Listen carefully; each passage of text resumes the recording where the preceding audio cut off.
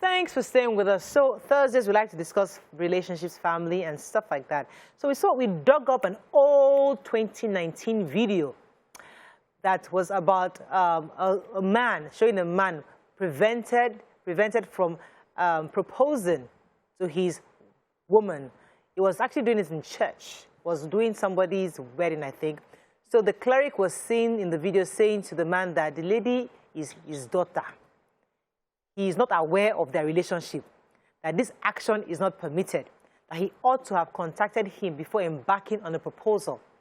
Now, this struck a chord with many of us because many of us who have gone through the church had experiences where you must take your spouse to the pastor for approval before you finally marry. And it's become such a norm where you speak to young girls and like, oh, my pastor has not said, I've not seen my pastor. You know, my pastor has not met him. You know, we have to come and meet my pastor. And a lot of young men are complaining that, I just want, must I see your pastor? It's not your pastor I'm marrying. So there's that conflict that is constantly happening between single men and single girls because the girls insist you must see my pastor. And the men are thinking, so what are your thoughts on this? I mean, you know, this is just your view. The show is about your view. It represents your view, and you can also share your view also. You can call us on 08127053687, 09139076948. You can also tweet to us at TVC Connect. Please hashtag your view TVC so we can read your tweet. I'm not starting with you. It's fine. Mariam, yes. This matter. Were you asked to bring your husband to the church, to the pastor? Okay, so me, church is just church. A joke at that time. I do my thing, church is church, we face church. But culturally also, I like the idea of going to meet someone's parents and saying, you know what, even before you tell the person, when I hear people do that, they go and ask the parents, I'm thinking of proposing to Tope. I just wanted to let you know ahead. I think that's the sweetest thing ever. You know, that's even before you heard about it, they have gone to. It just shows home training. It shows you have respect, you know.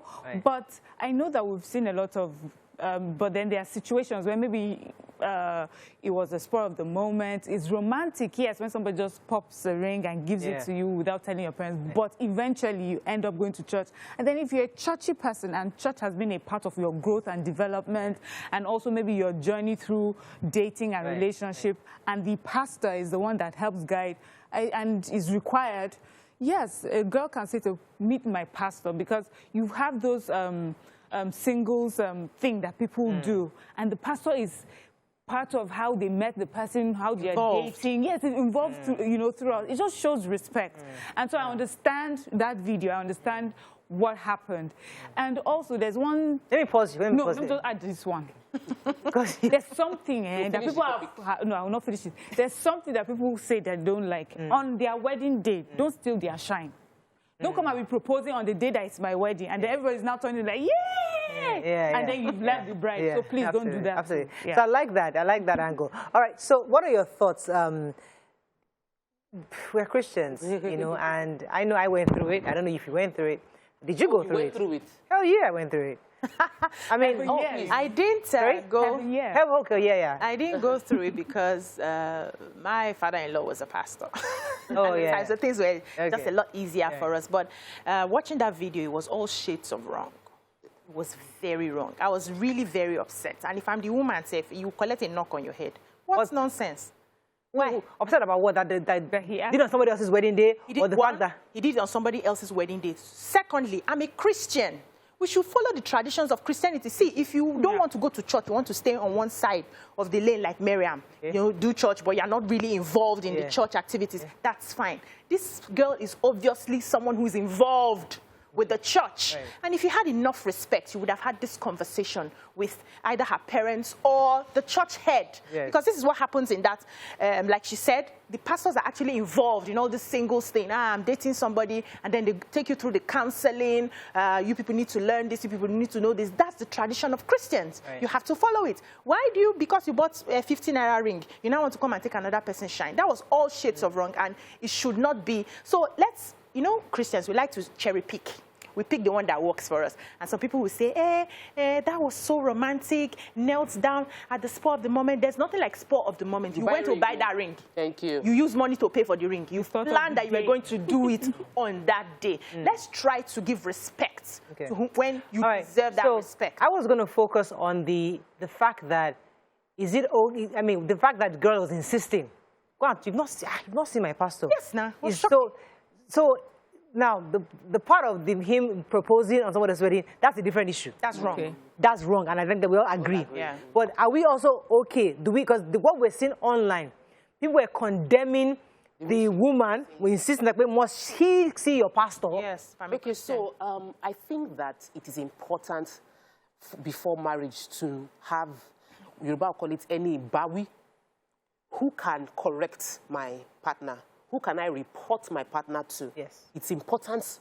I think it's not that you will ever use it, but have someone that can sit on that guidance role that you would listen to, she would listen to. Very important. Me, I'm a church girl. I was a section leader before I got married. It was impossible for me to say I want to marry and my husband to be would not meet my section leader, my area coordinator. It is impossible. Before, yes, he's met my parents, but when we started considering that, okay, when we were saying tentatively we're going to pick a date, the thing is we cannot pick a date until you've spoken to Brother Jabagun. You need to speak to Brother G. Brother G, okay, this is Brother G's wife. You have to speak about it. Because we need to fill the form. Yeah. And before we can fill form, area coordinator must sign on the form. So, it is not... There's a system. There's a system. Yeah. So we fill the form. Brother G met him, had a conversation with him. He wasn't comfortable. He told me he wasn't comfortable. I told Brother G that, see, this is where my heart is. I feel strongly that this is the person and I want to go ahead. And he said, his wife, last year, we were at Pastor Niya Adesoya's 50th birthday. And Brother G and his wife held me and my husband and they were crying. Because Brother G was telling me that he had to convince his wife we can release Tokwe to marry Mark. And he is so happy to see that he walked strong. So I had people praying on my marriage. Yeah. And for me, I believed in that process. Yeah. So I went through that process, got their permission, got my parents' permission. You don't overlook those things because if the foundation is wrong, I'm not saying that those that don't do it, the foundation is wrong. But if that's the foundation you want to build, you trust in. I can always call to God that you were there from the beginning, because I involved you. So that is the way. Look at my own. Okay, that's right. Mariam is like, me that did not do all this one. Because my own wiring. So it's not like anybody that did not do it is wrong, but this girl, that's a wiring too. So don't come and be proposing. To the believer, it is true. That's why I kept saying. Whatever you believe in works for you. The power of your beliefs. Yeah. She believes it and it works for her. I didn't go through all that. I knew what I wanted. And initially, I had prayers done and they said he wasn't the one. I think I mentioned this here. He wasn't the one, Then after he bought car, I went back to prayer. And the prayer changed. I said, he's not the one. I was like, oh my God, I'm grateful for the sort of heart that I have because I knew what I wanted. I would have missed out because I was waiting for people to pray on my behalf. So it's good as a woman that you know what you want. Yeah. Nobody should tell you you shouldn't marry this person, but give them that respect of showing them this is the person, this is the process we're working through. We just need your prayers. We don't need your disapproval. I definitely went through that process, because, there's no way. Once you're dating like this, Pastor Ito will say, Mariah, who is that guy? Pastor Ito will call you because there's no way he will marry you. Pastor Ito, and even, is it not Deaconess Angela? You know her now. She will call you. Yes. She will call you. So these are people that were like sisters and aunties in church. Yeah. Once you're dating, they'll ask you, they are there to cut you into size. So when you now say, okay, this is the person, oh my goodness, Brown went through Wahala.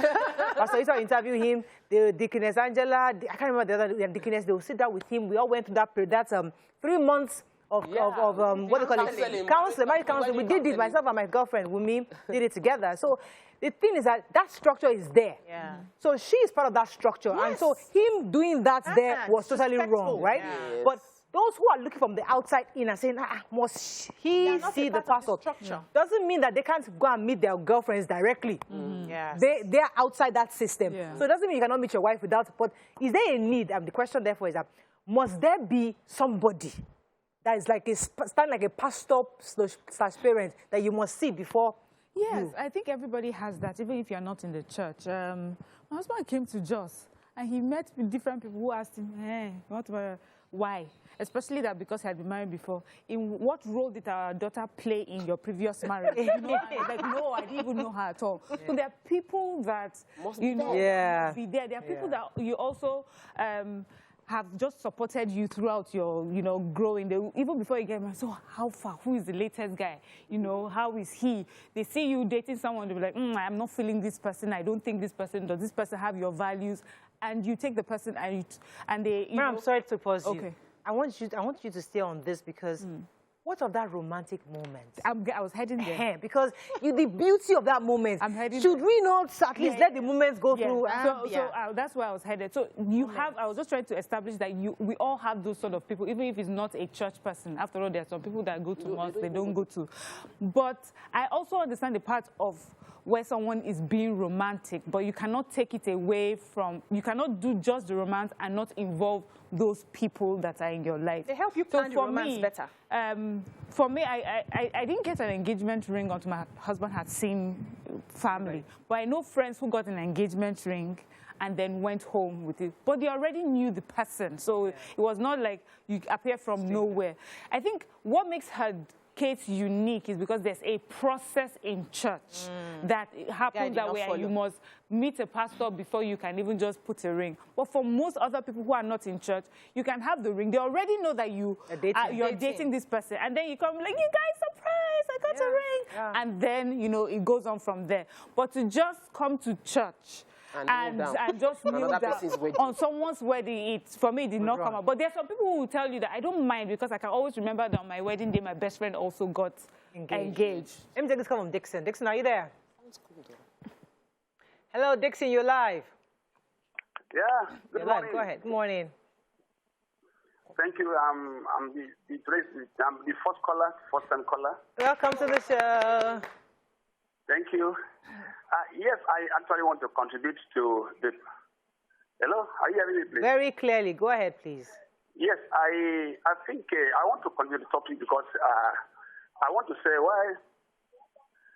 Thank you. I want to say why a lot of persons, mostly girls, it's okay, let's see my pastor. Why a lot of people say, let's see my pastor, I think it's also a way of determining who is serious and who is not serious. I know when a young lady says, let's go and see my pastor, a man who just wants to hang around with who is not serious, at that point, he wants to back out. Yes, exactly, Dixon. So those are some of the checks they put in place to help you. I actually have a story, which wasn't what I wanted to say. I just remembered that actually a man that was going to date one of my mentees, they were dating, and he brought her to the church. So he's met her church background, but he also mentioned that we cannot go ahead until you meet my own leaders too, because he's a leader in his own church. She's a leader in her church, and they still had a bit of conflict on she doesn't want to leave her church, he cannot leave the church, but there was a cross introduction because you also have to meet my leaders as well. I feel originally the question of spontaneity and romance in the proposal, I wonder at the surprise. Did you not think he was going to marry you? Were you just doing free dating scene? But the Oyinbo people that are doing surprise now, they didn't go and meet their pastor. So why are we copying a culture that doesn't... That's what I'm saying. Was it that you did not think he was going to ever marry you in Nigerian context where every woman, as they are dating, most women, as they're dating, they're already dreaming of the wedding gown. So you now act surprised. So I feel that many of those surprise stuff is already planned. And they know that he probably would propose. Some even already picked the ring and they just do... What I'm saying is yes. God will help us. Exactly. Pick the right things and do it well. When I watch those Oyibo movies and I see those, engagements and proposals and all that, I don't see it at the altar. They finish and go to reception. And then the people that are doing the, people that are getting married, they already know that something is going to happen. Yes. You take excuse from them, it's their day. I don't see it in the altar. They are still praying for two people that they are joining together. They don't even know if the marriage is going to work. Another person is kneeling down by the side. Let us copyright, please. Let's copyright. And we wait. I have this feeling that if it was done in an Oyinbo church, the response would have been different. Not during Let me no, possibly. they finish the Possibly. prayer first. I think she's right. I think Mariam is right. They would have been so and by the romance. And the pastor would still pause. Like, oh my and everybody come around then. No. We also have the way that we are as Africans and as Nigerians. We're respectful here. Yes, I don't know. Yes, we are respectful. There's a process in which we do things, and it's our way, and it's okay. Our tradition. It's just who we are. But then we now have another group of people where, you know, for them it's not. Some of the things are not so rigid like that. So it's likely that Wimbo people may just be carried away by the beauty of, it was so spontaneous, we were not expecting it, it was beautiful, and they move from that because they know after that there would be following the procedure. It would have been in church, and the pastor would know that after he's just done this, okay, that means you people are coming to see me for counseling, and it will move on. But we know in Nigeria, even in small things, he entered, he did not even greet me, and so I will not greet the person, you know. Another person will be like, hi, and just move on, and then maybe address that. But in Nigeria, as Africans, there's a way that we must do things, and if you don't do it, no matter how old, even if you're a tiny baby, if that child does not follow, you enter a place, you greet the person, and you pick the... If you don't do it that way, when Jesus said, give to Caesar what is Caesar's, I am glad that you know we're Africans and we have a process, and we must follow the process. We must raise... So when we are copying, let's copy the things that we believe will better our lives. It's not everything we have to copy. This is a process we must follow and do it right. Me, if they had done this at the reception, I wouldn't have had a problem. You know, it would have just been okay. As the couples are already seated, they've done their blessing of marriage. Okay, we have to wrap up on this. It's okay. Not while somebody is praying for somebody. For me, that one is really second issue. I feel that, let me just quickly throw this in, because whenever people mention my pastor, many of us don't think independently. And I want to re-highlight what I said in my story. They didn't, at first sight, agree with my marriage. I had to convince them I knew what I was doing. Many people believe so much in their pastor's opinion that they would miss out on what God has designed for them. I would have. Because they did not hold on to what they believe. They did not have God for themselves to hear from God. And so I think that as much as we believe, pastors have this direct phone call conversation with God to tell you what to do with your life, I believe that individuals must also ground themselves to be able to say, this is what I want, and then convince the people that are that love you around you that you know what you're doing. And I pray it works out for you. Yeah, and talk about that also is not just a pastor thing. Even parents can make that mistake. Yes. My mom was not feeling my husband either. She did not think convince, so you must have that inner strength. But so it's important that when you are getting married, be mature enough to know what you want. Me, everybody around me except me was everybody was saying, that's your husband. Me, I'm like, I was saying, everybody, I say, my mother has never dreamt about my husband. And then mommy, that's a lie. You have never had this kind of, no, what I dream sees. Your husband is first class. I said, mommy, that's it. You know, everybody around me was confused about me. You know that story you shared? I was scared that the story was going to go another way when you said the man insisted on taking her to their own pastor. I was thinking probably when they got there, they found out she had dated somebody. No. They actually just walked out. Nollywood. Just follow the process. Anyways, and respect. This was one of those feel-good topics, but I think really, I also want to say that we like the romantic part of it. So the planning of the romantic should be properly done. Use emotional intelligence to know where and where not to propose. That's one. Number two, there's absolutely nothing wrong in getting a spiritual leader. The spiritual leaders either endorsement or even advice on your spouse, even though they don't agree. You can also convince, and once you're convicted of what you want, you can either convince them or you can find a way to even do it, but just know that you know God for yourself. But either way, but if you're not even in all this churchy or mosque setting or Muslim setting, if you're outside, that's fine. Do you, but know that you're convinced that this is the person you want to do. And you must not kneel down. The marriage is more important than all those shenanigans. You want romance. Kneel down. Kneel down. There's nothing wrong with your You ain't got to kneel down, honey. You kneel down. Kneeling down is not a big deal. It's not a big deal. That is all we can take on the show today. We'll see you tomorrow. Bye for now.